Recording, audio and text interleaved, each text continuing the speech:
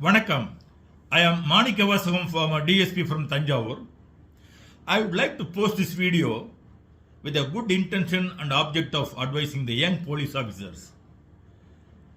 In view of the police issue that was of late perversely held out by the DSP ranked officer from Mailadurai in all the live TV channels and social medias, violating the Tamil Nadu government servants' conduct rules.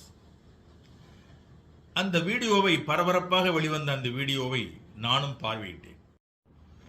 சமூக வலைதளங்களில் பரபரப்பாக வெளிவந்த அந்த DSP வெளியிட்ட வீடியோவை பார்த்ததும் நான் சற்று அதிர்ச்சியில் உறைந்துதான் போனேன். காரணம், அந்த வீடியோ துவங்குவதே டிஎஸ்பியிடமிருந்து வாகனத்தை பறித்து கொண்டதால் அலுவலகத்திற்கு கால்நடையாகவே நடந்து வரும் டிஎஸ்பியை பாரீர் என்றுதான் துவங்குகிறது. இந்த இம்மாதிரியான வீடியோவை பொதுவெளியில் எப்படி இது பதிவிடுகிறார் என்பது முதலில் எனக்கு அதிர்ச்சியாக இருந்தது. அதன் பிறகு தொடர்ந்து வெளிவந்த பதிவுகளை பார்வையிட்ட பொழுது அவர் ஏதோ ஒரு ரிவோல்ட்டிங் மோடுக்கு வந்து விட்டார் என்றுதான் என்ன தோன்றியது. எனிவே, முதலில் நான் இந்த வாகனம் பற்றிய சில குறிப்புகளை இங்கு சொல்லுகிறேன். தமிழ்நாடு முழுவதும் ஒவ்வொரு மாவட்டத்திற்கும் அரசு பணிக்காக ஒவ்வொரு அதிகாரிக்கும் வாகனங்கள் ஒதுக்கீடு செய்யப்பட்டுள்ளது. அது அந்தந்த மாவட்டத்துக்கு எஸ்பி தான் பொறுப்பு. எஸ்பி தான் வாகனங்கள் அலாட் பண்ணுவார் அந்த மாவட்டத்தை பொறுத்தவரை.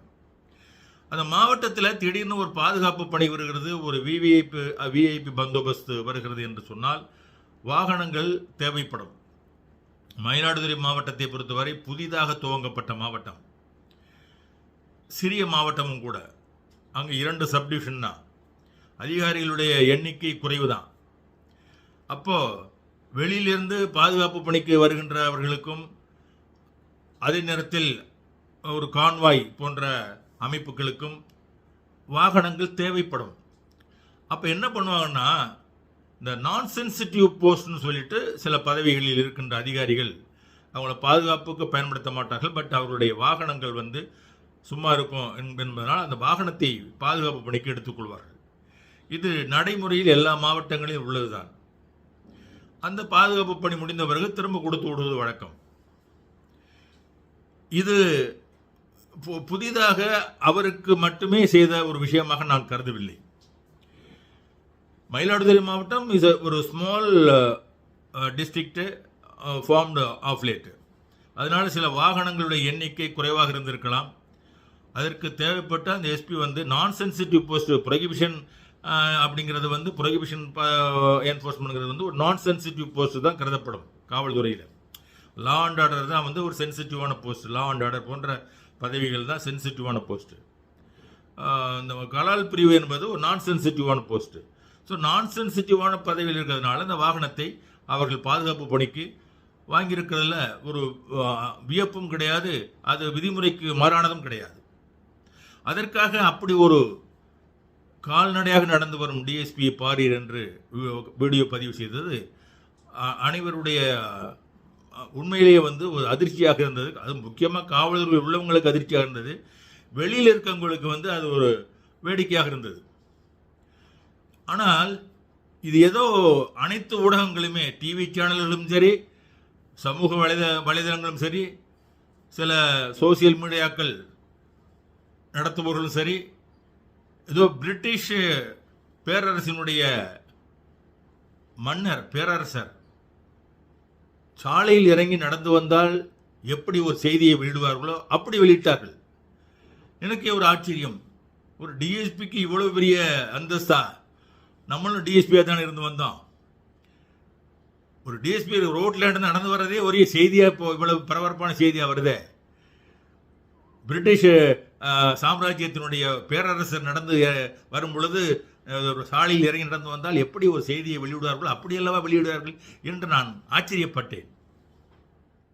சமூக வலைதளங்களிலும் டிவி சேனல்களிலும் அடுத்தடுத்து வெளிவந்த அந்த டிஎஸ்பியுடைய பேட்டி, அவருடைய பேச்சுக்கள், இவற்றையெல்லாம் கூர்ந்து பார்த்த பொழுது அவர் தான் தெரிந்தே தான் பேசுகிறேன், நான் பேசுவது தமிழ்நாடு கவர்மெண்ட் சர்வன்ஸ் கான்டக்ட் ரூல்ஸுக்கு முரணானது தான், அது பேசினால் என்ன நடவடிக்கை எடுப்பார்கள் என்று எனக்கு தெரியும் என்று சேலஞ்சு செய்வது போல் பேசியதுதான் மிகவும் அதிர்ச்சியாகவும் இருந்தது.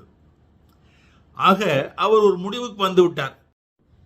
அந்த வீடியோவில் அவர் காவல்துறையின் செயல்பாடுகள் குறித்தும் காவல்துறை அதிகாரிகள் குறித்தும் சேலஞ்ச் செய்வது போலவும் எமோஷனலான துணியிலும் பேசிய விதம் காவல்துறையில் உள்ளவர்களுக்கு அவர் எந்த அளவுக்கு விதிமுறைகளுக்கு முரண்பட்டு பேசுகிறார் என்பது புரியும். ஆனால் வெளியிலிருந்து பார்க்கின்ற ஒரு சிலருக்கு காவல்துறையை விமர்சிப்பதற்கு காவல்துறையிலே ஒருவர் கிடைத்து விட்டார் என்று அவர்கள் உள்ளத்தில் கொஞ்சம் மகிழ்ச்சி உருவாகுமே ஒழிய அந்த மகிழ்ச்சி வீணான வெற்று புரட்சிகளுக்குத்தான் வித்திடுமே. அது நாட்டுக்கும் நல்லதுமல்ல, நிர்வாகத்துக்கும் நல்லதுமல்ல என்பதுதான் உண்மை. அது மட்டுமல்ல, காவல்துறை என்பது சீருடை அணிந்த ஒரு சிவில் ஃபோர்ஸ். நம்முடைய நாட்டிற்கு இராணுவம் என்பது ஒரு மிலிட்டரி ஃபோர்ஸ், சீருடை அணிந்த ஒரு மிலிட்டரி ஃபோர்ஸ். அதுபோல் உள்நாட்டு பாதுகாப்பிற்கு சீருடை அணிந்த ஒரு சிவில் ஃபோர்ஸ் தான் போலீஸ் டிபார்ட்மெண்ட். இந்த சீருடை அணிந்த இரண்டு பிரிவினருமே அதிகாரத்தை செலுத்தக்கூடியவர்கள். அப்போ அதிகாரத்தை செலுத்துகின்றவர்களுக்கு ஒரு அங்குசம் தேவைப்படும் அல்லவா? அதுதான் நடத்தை விதிகள். இராணுவத்தில் பார்த்தீங்கன்னா விதிமுறைக்கு மாறாக ஒரு அதிகாரியோ இல்லை இராணுவ சிப்பாயோ நடந்துவிட்டால் மிக கொடுமையான தண்டனையை கொடுப்பார்கள். மார்ஷியல் கோர்ட்டில் விசாரித்து சிறை தண்டனை கூட கொடுக்கப்படும். அங்கெல்லாம் இராணுவத்தில் சேர்ந்துட்டு தப்பிச்சு வீட்டுக்கு ஓடியான்ட்டான்னா 21 டேஸில் அவனை டெசர்ட்னு டிக்ளேர் பண்ணி அரெஸ்ட் வாரண்ட் அனுப்பிடுவாங்க. அதன் பிறகு சம்பந்தப்பட்ட மாவட்ட போலீசார் அந்த டெசர்ட்டரை கைது பண்ணி அருகாமையில் உள்ள மிலிட்டரி ரெஜிமெண்டில் ஒப்படைப்பார்கள். காவல்துறையில் அந்த அளவிற்கு மார்ஷியல் கோர்ட் போன்ற நடவடிக்கைகள் எல்லாம் கிடையாது. இங்கு அதிகபட்சமாக Tamil Nadu government சர்வன்ஸ் contact rules and Tamil Nadu subordinate service discipline and appeal rules, இந்த இரண்டு நடவடிக்கைகள் அந்த விதிமுறைகளுக்கு உட்பட்டு தான் நடவடிக்கை எடுப்பார்கள். சப்போஸ் அதில் திருப்தி அடையாதவர்கள் தனக்கு எதிராக வேண்டுமென்றே நடவடிக்கை எடுத்து விட்டார்கள் என்று எண்ணுகின்ற பட்சத்தில் இந்த சம்பந்தப்பட்ட சபார்டினேட்டு சம்பந்தப்பட்ட அதிகாரி they can file a case before the respective court முடியும். ஆனால் சம்பந்தப்பட்ட டிஎஸ்பி அம்மாதிரி லீகல் ரெமெடியை தேர்ந்தெடுக்காமல் பொதுவெளியிலும் சமூக ஊடகங்களிலும் டிவி சேனல்களிலும் பரபரப்பாக பேட்டியளிப்பது, பரபரப்பாக பேசியது, ஒரு வழியாக நாம் இந்த டிபார்ட்மெண்ட்டை விட்டு சென்று விடுவோம், செல்லும் பொழுது ஒரு பரபரப்பை உண்டாக்கிவிட்டு செல்வோம் என்ற முடிவுடனே பேசியதான் தெரிகிறது.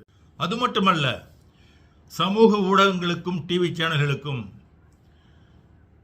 அவர் அளித்த அந்த பேட்டிகளிலிருந்து ஒரு விஷயம் புலப்படுகிறது.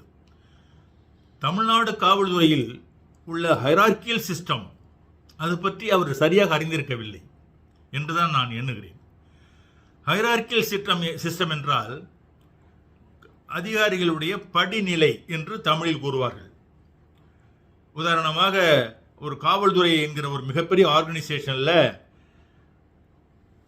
அடியில் grade 2 constable, grade 1 constable, then head constable, then SI, then inspector, then DSP, then ADSP, SP, DIG, then IG, additional DGP அப்படிங்கிற ஒரு அந்த அடுக்கு நிலை இருக்கு இல்லையா, அதை தான் ஹைரார்கியல் சிஸ்டம் சொல்லுவாங்க. இந்த ஹைரார்கியல் சிஸ்டத்தை பற்றி அவர் அறிந்திருக்கவில்லை என்றுதான் என்ன தோன்றுகிறது. காரணம், டிஎஸ்பி அந்தஸ்தில் உள்ள ஒரு அதிகாரி தன்னுடன் ஐஜி இன்ட்டு அடிஷனல் டிஜிபி போன்ற உயர்நிலை அதிகாரிகளுடன் ஒப்பிட்டு அவர்களை தனக்கு நிகராக வைத்து சண்டையிடுவது போல் பேசியது ஆச்சரியத்தை அளித்தது, அதிர்ச்சியையும் அளித்தது. ஏனெனில்